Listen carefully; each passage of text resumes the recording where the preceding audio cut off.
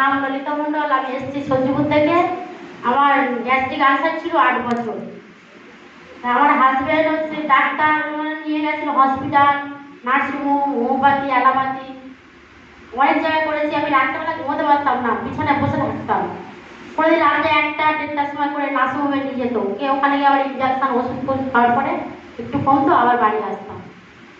এই করে করে 8 বছর ভুগেছি। আমার হচ্ছে গিয়ে সিনিয়র কবিতা ম্যাডাম প্রথম আমার বাড়ি গিয়েছিল ওষুধ খাওয়ানোর জন্য, আমি না করেছিলাম, এটা আমি আর ওষুধ খাবো না। তা এবার আমার হাজব্যান্ড বলছে যে আমি আর ডাক্তার করবো না, আমি থেকে তোর পিছনে আর কোনো খরচা করবো না, এরকম করে বলছে রেগে গিয়ে। তারপরে ফের কবিতা ম্যাম হচ্ছে গিয়ে সাইডে নিয়ে গেছিলো। যাওয়ার পরে আমার ওষুধ দিয়েছিল, দিতে বলেছে আমাকে 4 মাস খেতে। আমি 2.5 মাস ওটা খেয়েছি, খাওয়ার পরে শেষ হয়ে গেছে। না স্যার, আমি 1.5 বছর খুব ভালো আছি, কোনো ডাক্তার যেতে হয় না, কোনো ফোনাও খেতে হয় না। না স্যার, শরীরে কোনো অসুস্থতা নেই? না। আপনি সব কাজও করতে পারেন? একদম সব কাজ করতে পারি। এক্সাম্পল দাও, এক্সাম্পল। তাহলে প্রোডাক্ট খেলে মানুষ সুস্থ হয়? সুস্থ হয়?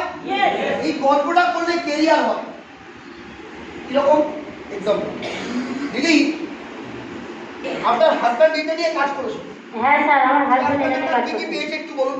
আমার হাজব্যান্ড এখানে কাজ করে, থাইল্যান্ড অ্যাচিভ করেছে, টিসি র্যাঙ্কে এসেছে। জোরদার একদম।